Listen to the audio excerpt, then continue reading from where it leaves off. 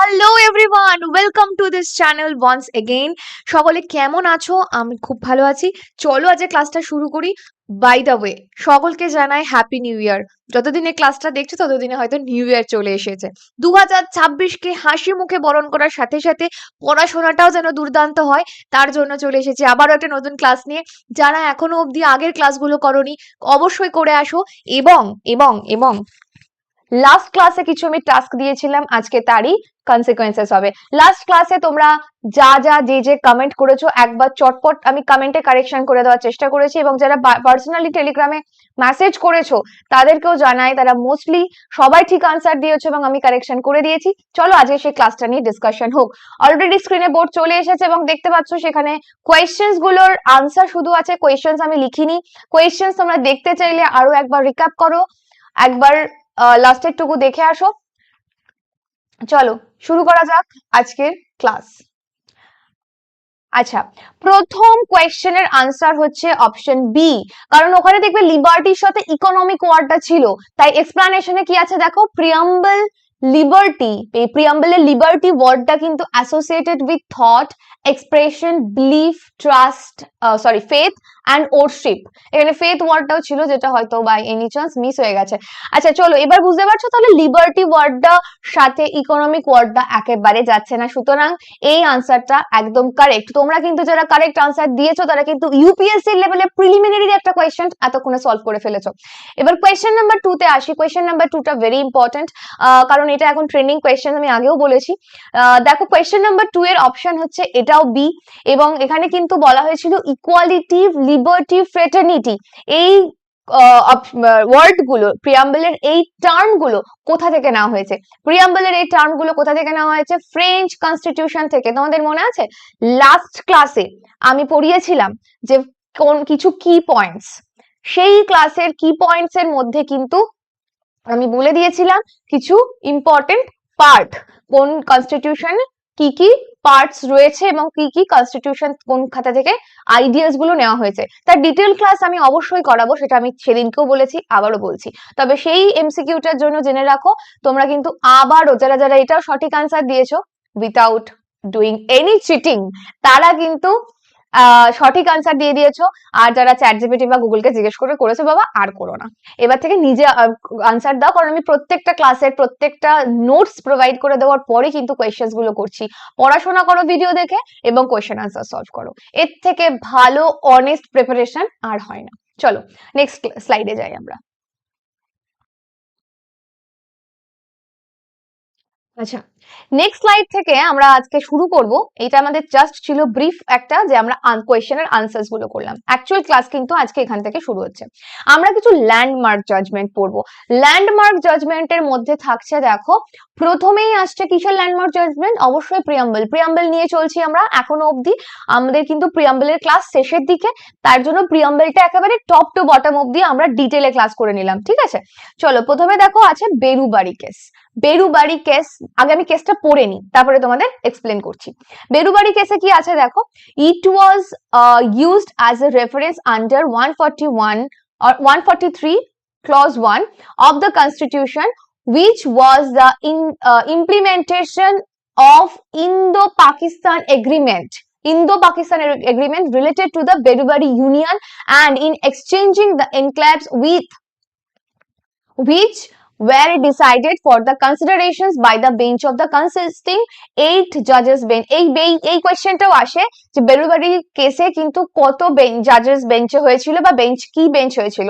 8 জাজেস বেঞ্চের একটা কেস, 8 জন জাজেসরা বসে একটা যে বেঞ্চ, মানে একটা কি বলবো সেশন টাইপের করে, বা একটা ওদের টেবিল তৈরি হয় যেখানে কিন্তু কেসের ডিসিশন নেওয়া হয়।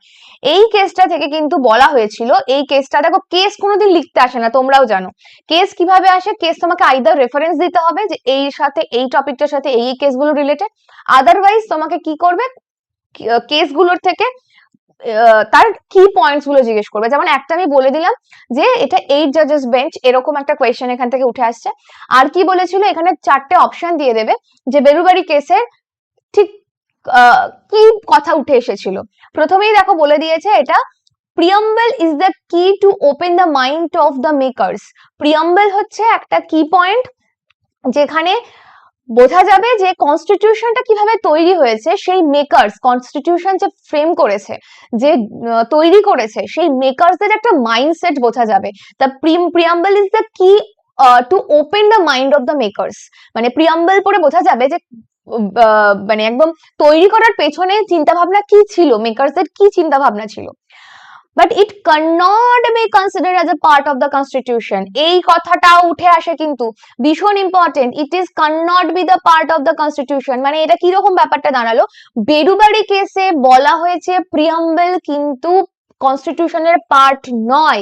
এই কোয়েশ্চেনটাও আসে, কোন কেসে বলা হয়েছে কনস্টিটিউশন পার্ট নয় এবং কোন কেসে তা ওভাররুল করা হয়েছে, সেটা আমরা পরবর্তী ক্লাসে পড়বো। তো এখনো অবধি কি বোঝালাম, তাহলে প্রিয়াম্বল কিন্তু কনস্টিটিউশনের পার্ট নয়। কে বলছে? বেরুবাড়ি কেসে এই ডিসিশনটা নেওয়া হলো। এবং কি বলা হলো, প্রিয়াম্বল হচ্ছে শুধুমাত্র কনস্টিটিউশন যে তৈরি হয়েছে সেই মেকারসদের একটা থট, সেই থটটা আমরা জাস্ট প্রিয়াম্বল পড়ে বুঝতে পারি, এটা কিন্তু কনস্টিটিউশনের পার্ট নয়। এটাই বেরুবাড়ি কেস বললো। এবং যেহেতু এটা পার্ট নয়, তাই it is not enforceable in a court of law. এটা কিন্তু বলে দিল বেরুবাড়ি কেসে। বেরুবাড়ি কেসে আমরা 3টে পয়েন্ট কিন্তু পাচ্ছি, সরি 4টে। একটা হচ্ছে 8 জাজেস বেঞ্চ, 2 নম্বর হচ্ছে প্রিয়াম্বল ইজ দ্য কি open to the mind makers. খুব ভালো কথা, একটা পজিটিভ ফিডব্যাক দিল। কিন্তু এটাও বলে দিল শুধু ওইটুকুই, প্রিয়াম্বল ওর বেশি আর কিছু না।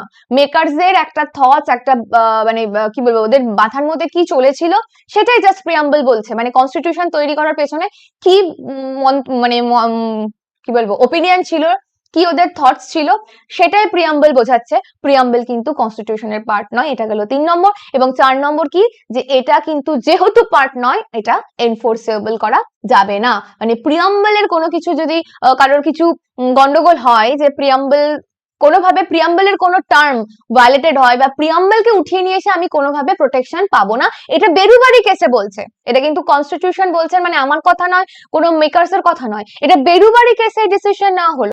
তো এরপর আমরা চলে আসবো নেক্সট কেস নিয়ে, যেটা হচ্ছে কেশবানন্দ ভারতী কেস। এটা ভীষণ পপুলার কেস, এটা কিন্তু আমরা পরেও পড়বো, ডিটেলে পড়বো। এবং কেশবানন্দ ভারতী কেস কিন্তু অনেক বড় একটা ইম্প্যাক্ট ফেলেছে কনস্টিটিউশনে, যেটা কিনা বেরুবাড়ি কেসে বলা হয়েছিল যে কনস্টিটিউশনকে পার্ট বলা হচ্ছে না, ঠিক সেইটা কিন্তু এখানে এসে ওভাররুলড হয়ে যাবে। আগে আমরা বেরুবাড়ি কেসে কিছু পয়েন্টস পড়লাম, কি পয়েন্টস যেটা মনে রাখতেই হবে বেরুবাড়ি কেসে।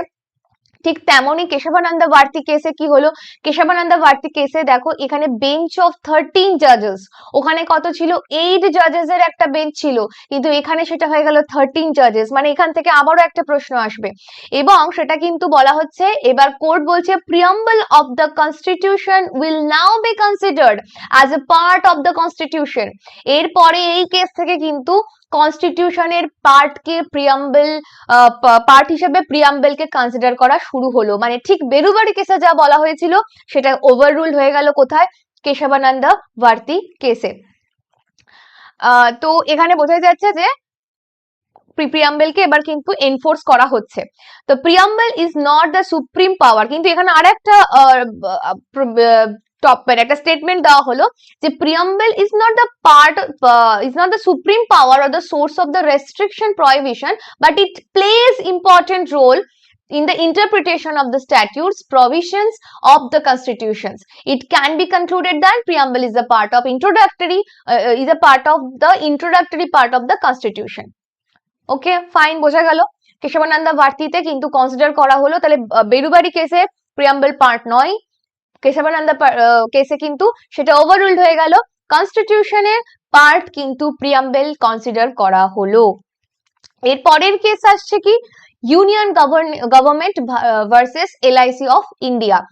এখানে কি বলা ছিল, সুপ্রিম কোর্ট কিন্তু আবার কনসিডার করলো কি, যে preamble is the integral part of the constitution but not directly enforceable in the court of justice in India.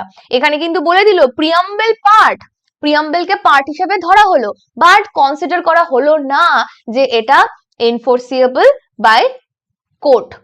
ঠিক আছে, তো এই গেল আমাদের 3টে প্রিয়াম্বলের একদম ইম্পর্টেন্ট কেস, যাকে চোখ বন্ধ করে তোমাদের মাথায় রাখতে হবে, মনে রাখতে হবে এই সিকোয়েন্সটা, যে প্রথমে বেরুবাড়ি কেস, তারপরে কেশবানন্দ ভারতী কেস, তারপরে union government versus LIC of ইন্ডিয়ার কেস।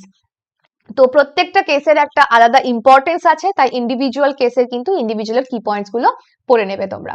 তো আশা করি ভিডিওটা বুঝতে পেরেছো। কোনো ডাউট থাকলে অবশ্যই টেলিগ্রামে আমাদের জানাও।